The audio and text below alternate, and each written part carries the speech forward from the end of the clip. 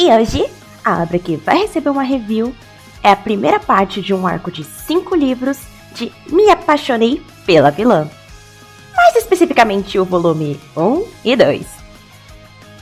Watashi no Oshiha Akuyakurei Ijo, título original da obra, foi escrito pela autora Inori, ilustrada pela desenhista Hanagata e publicada aqui no Brasil pela editora New Pop, a qual eu particularmente gosto muito e tenho muitos dos títulos deles aqui. Aí New Pop patrocina o canal. Na trama, uma mulher chamada Rei acaba reencarnando dentro de um jogo de visual novel de romance, bem naquele estilo de amor doce, onde ela finalmente pode realizar o seu maior sonho de outra vida, que é ficar com o seu grande amor, a vilã do jogo, Claire. Então sim, nós estamos lidando com um isekai de reencarnação dentro de um jogo de romance LGBT e com damas vilãs. A gente começou muito bem. Mas antes de começarmos essa review, que tal a gente falar rapidamente dos produtos desse canal e você deixar esse like aí? Se você curte o meu conteúdo e gostaria de ajudar, nem que seja um pouquinho, com 50 centavinhos do canal, você sempre pode doar pro Pix que tá aí na descrição, além de conferir os meus livros na Amazon, em especial o drama romântico O Homem por Trás da Foto, que tem tanto a versão física quanto a digital, e a fantasia urbana sombria Aranha de Retalhos, a qual só tem a versão digital. E também dá uma olhadinha na nossa lojinha Coração de Vento, com as camisas e canecas mais maneiras do quarteirão. Confira todo este conteúdo na descrição e no comentário fixado para mais detalhes. Toda ajuda é bem-vinda, principalmente se for um compartilhamento. Voltando, aqui eu vou tratar apenas do conteúdo da novel. Eu sei que o anime existe, mas como eu não assisti, eu no máximo vou usar ele para exemplificar e ilustrar as coisas aqui do vídeo. E eu já começo esta review dizendo que eu não esperava gostar tanto assim dessa história. Eu esperava algo parecido com um anime da menina que reencarna como a vilã do jogo, Otome Game no Hametsu, e meu Deus, que título grande. O anime da Katarina, é mais fácil de dizer isso. O que me fez descobrir que tem um subgênero bem grande com esse tema de reencarnar dentro de Otome Games. Mas, meu Deus, eu não esperava gostar tanto de Me Apaixonei pela Vilã, e nem de que essa história seria tão incrível e tão mais do que uma simples reencarnação. No começo ela é até bem bobinha, principalmente brincando com o fato de que a Areia é completamente apaixonada e obcecada pela Claire, e que a Claire absolutamente não consegue humilhar essa criatura, porque o que ela quer é ser humilhada. E a princípio até parece que vamos ficar nisso. Um anime bobinho em que a protagonista vai perseguir a vilã até os confins dos tempos, e essa vilã não vai conseguir humilhar essa maluca porque a maluca é apaixonada por ela.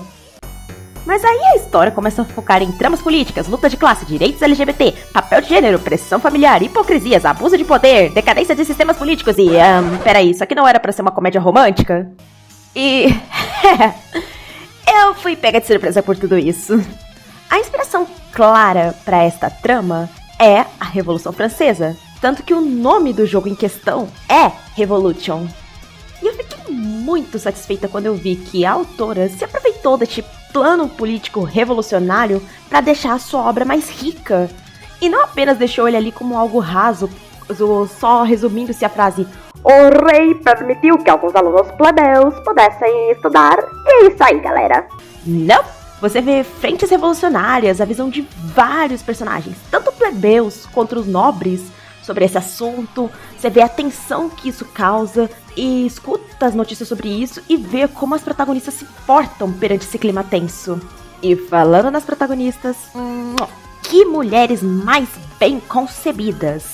Eu lembro de ter lido em algum lugar que a Inori, autora da obra, se baseou no relacionamento dela com a sua namorada, a Aki, pra escrever a relação da Rei e da Claire.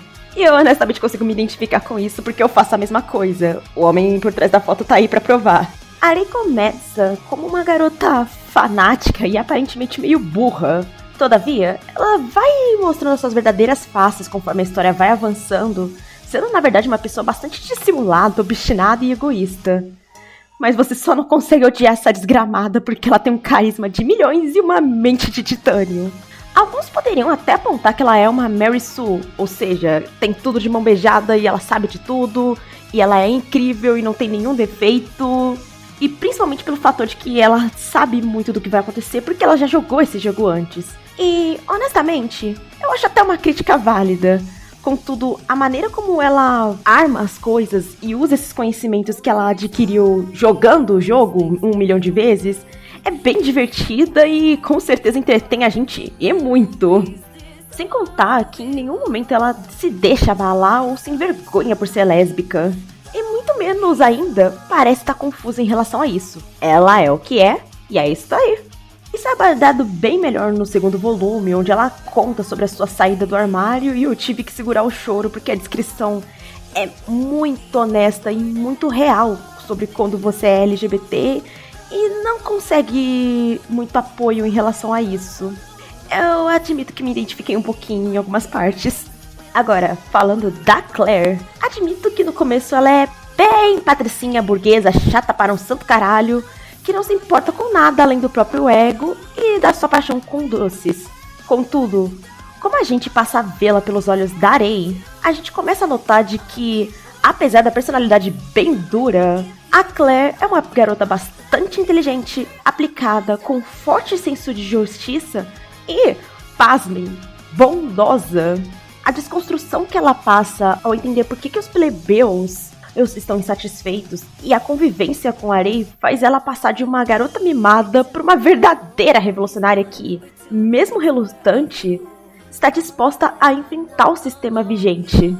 As nuances das personagens são descritas de maneira bem direta pela Inori, que tem uma escrita que não tenta criar floreios e te dá a sensação de estar dentro do jogo.